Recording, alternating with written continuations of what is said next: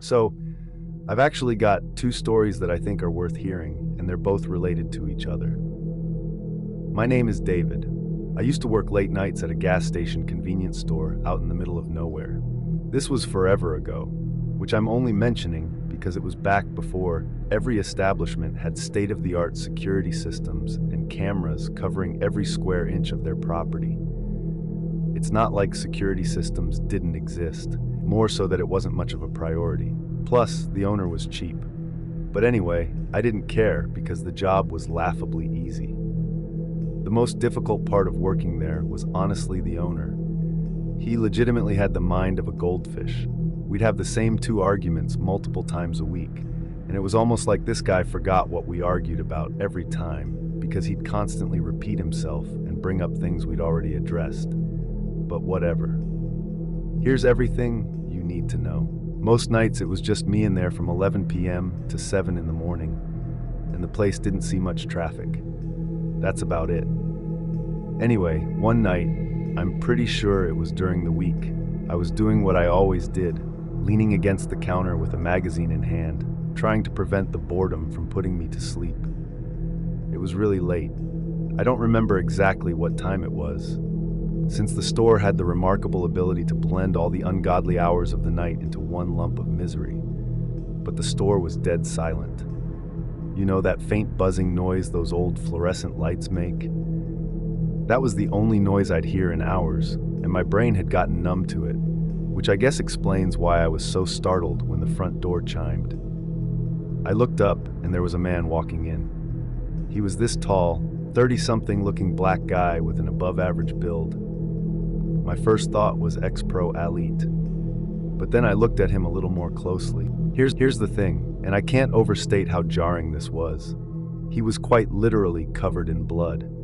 Or I guess it could have been red paint, but I knew it wasn't. It was everywhere. There was a huge splatter across his chest for one, not to mention the streaks on his face and arms. It was a cartoonish amount of blood, which is why my brain took so long to process it. It was one of those unique sights that paralyzes your brain for a few moments because it doesn't fit any familiar category of lived experience. But what really got me were his eyes. They were just empty. I don't know how else to describe them. There was nothing behind them. It legit looked like he was just walking into the gas station at 2 a.m. on any other night. He looked perfectly normal, like he was relaxed and almost bored. It was like he didn't even know he was drenched in what was very clearly blood. I'm describing all this in vivid detail so that my reaction makes sense. I don't want to come across as some pathetic loser. It was genuinely a terrifying situation. I was completely frozen, and all I could do was stare at the guy, which was probably the last thing I wanted to be doing. I couldn't help myself. Every time I was able to look away, my gaze immediately snapped right back to his eyes. He noticed, obviously, which wasn't too surprising. I mean, I was quite literally staring at him. I'm not sure what I was expecting him to do, but I definitely was not expecting him to smile at me. And then he said, calm as anything, "Don't worry, it's not my blood," as if that was supposed to make me feel any better. It didn't. My brain immediately started the emergency alarms that this guy is a murderer. He might have just killed someone. He might kill me. Those were the only thoughts running through my brain, and I was freaking me out. But then my survival instincts kicked in, and I started acting like everything was normal. I nodded at him like he had said something normal about the weather, and I buried my head back in the magazine. I watched him walk through the aisles like nothing was wrong. He grabbed some random stuff and came up to pay. I was actually kind of surprised that he wasn't going to just steal the items. I probably would have let him. I rang him up, careful not to look him in the eyes. The nightmare was almost over. He paid in cash, didn't say anything else, and left. The door chimed and he was gone. As simply as that. The second I heard a car engine start somewhere out in the parking lot, I grabbed the phone and called 911. I told them what I saw, and I tried to describe the guy as accurately as possible. I told them I didn't really know what had happened, but I was positive that something happened. The dispatcher was asking some clarifying questions when everything went sideways. I was mid-sentence when the door chimed again. Great, another customer, That was the last thing I wanted to deal with. But I was wrong. It wasn't another customer. It was him again. The guy I was in the middle of reporting to the police. He looked absolutely furious. I hung up the phone as fast as I could, but it was too late. He knew what I was doing. He must have seen me through the window. He stormed up to the counter and started demanding to know if I'd called the cops. I denied it, but he wasn't buying it, not even a little. Things escalated quickly. He started cursing at me, telling me to mind my business and that he knew I was lying. I just put my hands up and didn't say anything, trying to diffuse things as best I could, but there was nothing I could do. His voice was getting louder, and those empty eyes were suddenly filled with rage. At first, I thought he was just going to yell at me, but I saw it a second too late. He jumped across the counter and attacked me before I could do anything. I don't mean he climbed over.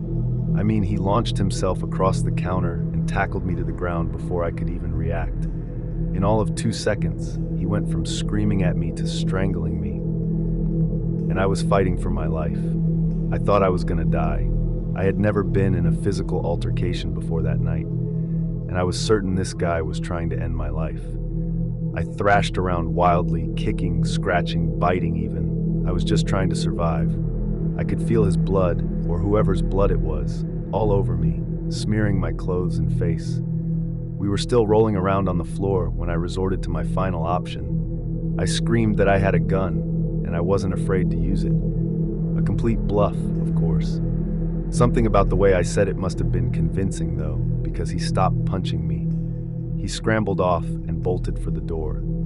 I was still on the ground in a painful haze when I heard his car speed out of the parking lot. I didn't even get up. I just laid there for a while, covered in a mix of someone else's and my blood. The police showed up maybe 10 minutes later. When they saw the state I was in, they immediately left and tried to track the guy down. I never heard from them again. There was nothing about it on the news either, so I was completely in the dark. The experience was by far the scariest physical thing that has ever happened to me. Okay, if you thought that was crazy, I promise you, this one's worse. A few months after the first incident, I was still working at the same gas station, which was probably my first mistake considering what happened. But I needed the money. Also, there was a part of me that had convinced myself it was just a freak occurrence, a one-time thing that had no chance of ever happening again. But that's not the case. It was another late night when the next thing happened. Looking back, the circumstances surrounding the night were pretty much identical to that of the first incident. It was a late night, I was alone in the store, dying of boredom, etc. So anyway, this guy walks in the store and immediately catches my eye. The first strange thing I noticed was that he was wearing a suit. And not just any suit. This thing looked expensive. It was dark gray and perfectly tailored. He had no business being anywhere near a gas station past midnight dressed like that. My first thought was that he must be coming from a wedding or maybe some kind of corporate event. I mean, there had to be some kind of explanation for what he was doing. But even important people don't walk into gas stations in the middle of nowhere wearing nice suits. That just doesn't really happen. And I would know. The guy didn't browse or even so much as glance at the aisles. He clearly wasn't hiding his intentions or just didn't care enough to. Instead, he walked right up to me. He didn't speak or even look at me. He just reached into his jacket pocket and pulled out a photograph. At first, I was beyond confused, but then I looked down at the picture and I couldn't believe my eyes. It was a picture of that guy who had come into the store with blood all over himself and tried to kill me. The photo wasn't 100% clear, but I was sure it was unmistakably the same person. I tried to mask my surprise, but I don't think I did a good job. I kept my face glued to the photo, but I could feel that man watching me. He didn't say anything at first, and when I looked up to meet his gaze, he just stared at me like he was studying my face or reading my mind. I wasn't sure if he was expecting me to say something, so I didn't. It was painfully awkward. And then after a really uncomfortably long pause, he finally spoke. His voice was surprisingly gruff, almost like he had just smoked a full pack of cigarettes. He asked me if I'd ever seen that man before, and I immediately said I hadn't. It felt like the right answer, even if I couldn't explain it at the time. I just didn't want to get involved in any kind of illicit activity that was going on, and my gut was screaming, "Deny, deny, deny." The guy didn't respond. He just kept staring at me with these cold, calculating eyes that I couldn't read. It was really unnerving, especially given what he was asking me about. The silence was excruciating, and with every passing second, I lost confidence in the believability of my lie. Still though, I wasn't budging, and I was still pretty sure I had given a convincing answer. I won our little implicit standoff, and the guy finally reached down and picked up the photograph. As soon as he turned his back, I let out a huge sigh of relief, thinking everything was over. I watched him walk through the store toward the door, but right before he opened it, he stopped, and he turned back around to face me one more time. And then he just said, "I know you're lying." And then before I could even respond, he was gone. I was pretty shocked by the whole encounter, more than I wanted to admit to myself. Being in that store all alone didn't feel safe anymore, and I didn't really know what to think. For the life of me, I couldn't figure out what the hell had just happened. Who was that guy? How did he know about the first incident? I wondered if he was a cop or detective, or if he was something else entirely, someone connected to whatever that blood-covered man had been involved in. That's the thought that really freaked me out.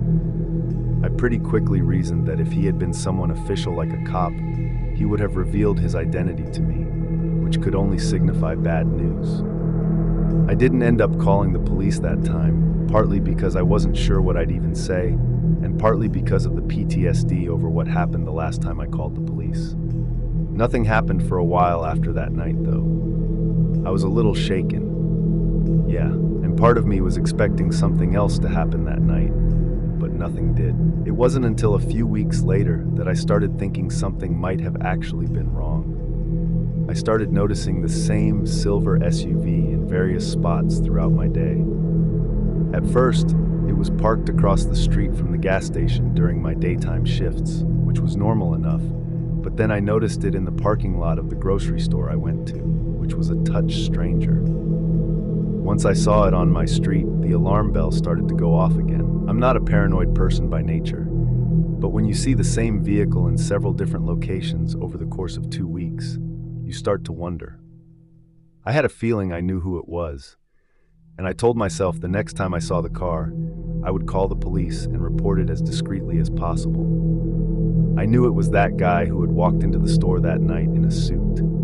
It had to be him. The worst part about it all was not knowing how he'd figured out where I lived. Somehow he tracked me down. You have to remember, I lived alone at the time. It's not like I had protection at home or a lot of people to consult on this. I don't know why, but I convinced myself things would blow over if I just ignored it. And of course, that was an awful way to proceed. About 3 weeks after he'd first shown up, I was jerked awake in the middle of the night by the sound of glass shattering. My first reaction wasn't to freeze or flee, but to fight.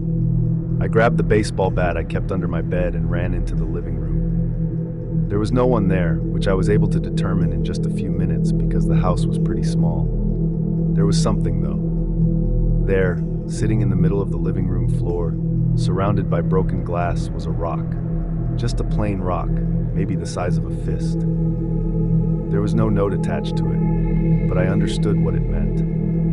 In that moment, I realized I couldn't do this anymore. That guy had clearly been stalking me, and he was clearly involved in something awful and was trying to tell me something. I didn't know what that thing was, but I knew I wanted no part of it. So I caved. I quit my job the next day and started looking for other places to live. It took me a little over a month to find a nondescript apartment a few towns over, and I figured that was good enough. In that moment, I didn't see the SUV one time, but my mind was made up, and nothing happened after that. I was finally at peace, and I was actually able to find another job relatively easily. I ended up moving again not even a year later, this time way out of state, and that was that. But I still think about both experiences from time to time. Even though the first encounter was probably more life-threatening, it's the second one that gets me. I was never able to figure out why someone would go through all that trouble, stalking, harassment, intimidation, just because I'd called the cops on someone covered in blood. The only explanation I could think of was that he somehow thought I had a connection to that first guy, and I was harboring him or sheltering him or something. It's been years, and I've accepted that I'll probably never figure out the truth behind any of what happened. This happened about 8 months ago. The night in question, I was heading back from a job site about 3 hours from my house. I was beat. The job had taken longer than expected, and I didn't have the amount of caffeine in my system such exhausting work required. By the time I got back on the road, it was already past 10. I know a 3-hour drive doesn't sound too intense, but I had been working so hard that even the simple task of keeping my eyes open was a chore. Plus, my truck is several years old. I don't drive a fancy vehicle with assisted driving or anything like that, so it's not like I had the comfort of knowing my car would help with the drive. About 45 minutes in, I knew I needed to stop. My eyelids were doing that thing where they just kind of drift down on their own, and I was having to physically shake my head to stay alert. So I pulled into the next gas station off the highway. It was around 11 at that point. I filled up my tank, smoked a cigarette, and kind of stood there debating what to do. I still had over 2 hours of driving ahead of me, and I knew there was no way I'd make it. So I made the decision to take a quick nap and finish the drive afterward. I drove to the corner of the parking lot and turned my engine off. I was just going to go to sleep for a few hours right there. I've slept in worse places. It didn't seem like a big deal. I was out almost instantly. When my alarm went off, it felt like I had blinked and an hour had passed. I still wasn't fully rested, but I was definitely more alert than before, which was good enough for me. The lot was completely empty now. There had been at least 2 other cars there when I pulled in, and they were both gone. Without as much as a second thought, I started my truck and pulled back onto the highway. Things were fine for maybe the first 20 minutes. The highway was dead, and I was kind of zoning out. Not falling asleep per se, but just letting muscle memory take over. I was essentially on autopilot. At one point, I realized my truck was making some strange noises. It actually took my brain a few minutes to process what I was hearing as abnormal. That's how zoned out I was. I turned the AC down so I could hear things more clearly. There was this faint thumping sound coming from somewhere behind me. I turned around a few times, but didn't see any loose items bouncing around in the back seat or anything like that. I figured it was just something shifting around in the truck bed. One of my tools, maybe. Beyond speculating, there wasn't much else I could do. The situation didn't really warrant me pulling over, so I made a mental note to check it when I got back home. And I kept this. It actually started to bother me, and I ended up cranking the radio to drown it out. At one point, I slammed my hand against the hood of the truck and cursed out of frustration. Strangely, that seemed to work. For maybe 10 minutes after that, things were quiet. I was relieved, not because the noise was worrying me, but because it was genuinely ticking me off. The adrenaline from getting so worked up had woken me up a bit more, which was a good thing. But that increased alertness also cleared some of the brain fog, and I started thinking about how odd it was for a sound being made by an inanimate object to stop so abruptly as a result of my outburst. I had already eliminated the possibility that a faulty part in my truck had been making the sound. So the fact that slapping the hood could have caused it to stop was such a weird coincidence. I was in my head about it, debating whether I should stop or not, when out of nowhere, I heard a deafening crack come from directly behind me. It was not a normal sound, and it definitely wasn't a normal crack either. It was more like a crash, like someone had thrown a rock against one of my windows. The next 30 seconds were pure chaos and terror. I turned around in shock, and what I saw nearly made me lose control of my vehicle. There was a person standing in my truck bed, banging on the glass divider between the truck bed and the back seat with one of my tools. It was dark, but I could clearly see him. He was banging on the glass repeatedly, like a wild animal trying to claw its way out of a cage. The way he was moving was truly barbaric. I can't overstate that enough. I swerved uncontrollably, partly out of fear and partly to try and shake him off. I lost control of the truck and started spinning out of control. I genuinely thought I was going to flip, but all I could think about was the maniac who was trying to smash his way through the glass. I somehow managed to wrestle the truck back under control, and I skidded to a halt halfway between the right lane and the shoulder. I was too disoriented and terrified to think about how lucky I had been to avoid a wreck. And the moment my head stopped spinning, I ripped off my seatbelt. I don't know what came over me.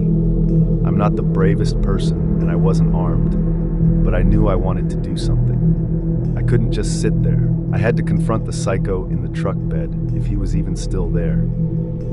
I threw the door open and ran around the truck. As I was approaching the truck bed, I saw a man in a hoodie climbing out.